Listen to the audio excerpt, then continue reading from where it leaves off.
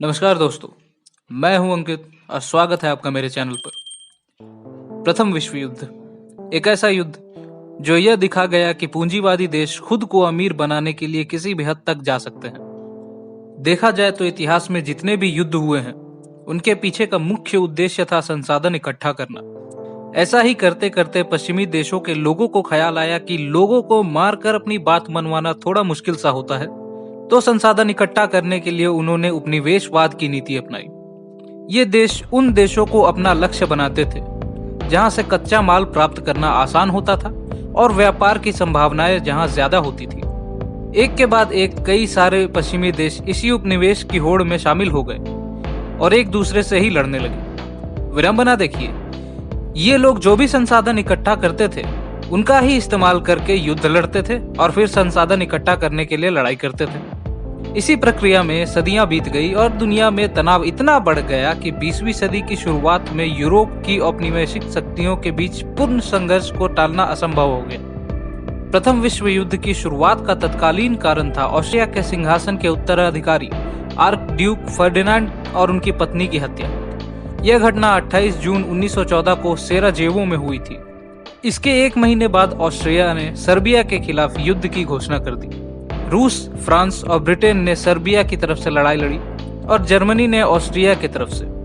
1914 में Japan Britain आदि के साथ खड़ा हो गया और कुछ समय बाद उस्मानिया जर्मनी की ओर से युद्ध में शामिल हो गया। यह युद्ध यूरोप, एशिया व अफ्रीका 3 महाद्वीपों पर जल, थल तथा आकाश में लड़ा गया। शुरू में जर्मनी जीत रहा था, मगर 1917 में जर्मनी की पनडुब्बी ने अमेरिका की एक व्यापारी जहाज को डुबा दिया और अमेरिका ब्रिटेन और अन्य देशों की तरफ से युद्ध में कूद गया। इसी वक्त रूस में क्रांति की वजह से रूस युद्ध से अलग हो गया।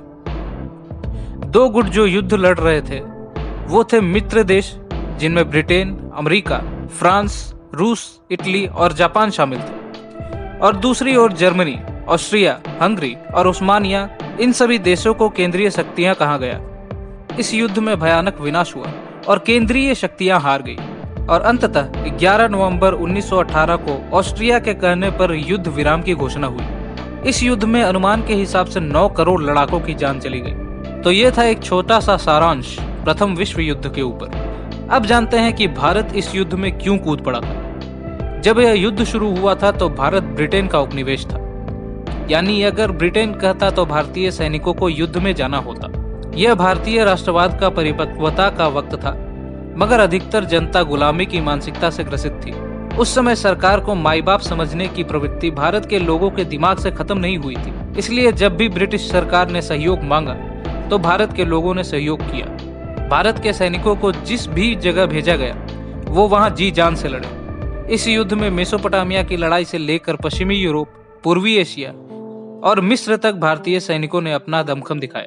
महात्मा गांधी और कांग्रेस ने भी इस युद्ध में सैनिकों को भेजने में अपना समर्थन दिया, इस सोच में कि मदद करने से ब्रिटिश सरकार खुश होगी और भारत को स्वतंत्रता दे देगी या फिर स्वशासन का अधिकार सौंप देगी। मगर इसके उलट अंग्रेजों ने जलियांवाला बाग हत्याकांड करके अपने घिनौने स्वभाव को दर्शाया और भारत के मुंह पर तमाचा मार दिया। ऐसी धोखाधड़ी भारत में इससे पहले कभी नहीं हुई थी। प्रथम विश्व युद्ध को लोकतंत्र की लड़ाई भी कहा जा रहा था। ब्रिटेन ने आधिकारिक तौर पर ऐलान किया था कि यह युद्ध लोकतंत्र के लिए लड़ा जा रहा है। इसी कारण से उपनिवेश आजादी की उम्मीद में इस लड़ाई में औपनिवेशिक देशों का साथ दे रहे थे और भारत भी साथ देने वालों में से एक था। भारत में यह भावना बहुत मजबूत थी। इसी कारण सैनिकों के जाने का समर्थन भारतीय राष्ट्रीय आंदोलन से जुड़े नेता भी कर रहे थे। उन्हें झटका तब लगा जब युद्ध खत्म होने के बाद ब्रिटेन ने इस बारे में बात करने से साफ पल्ला झाड़ लिया और 1919 में रॉलेट एक्ट ले आए। युद्ध के तुरंत ही बाद 1919 में गवर्नमेंट ऑफ इंडिया एक्ट भी आया, तो भारतीय नेताओं का विश्वास अंग्रेजों पर से उठ गया था। इस युद्ध के बाद भले ही भारत को आजादी नहीं मिली, मगर भारतीय लोगों में राष्ट्रीयता की लौ आग की शक्ल में बाहर आई और आजादी के लिए आंदोलन में तेजी आई। ब्रिटेन और फ्रांस ने न सिर्फ उपनिवेशों को धोखा दिया, बल्कि युद्ध में साथ देने वाले देशों के साथ भी उन्होंने अच्छा व्यवहार नहीं किया और यही कारण बना ब्रिटेन और फ्रांस के औपनिवेशिक काल के पतन का। इसी के साथ इस वीडियो में इतना ही। धन्यवाद।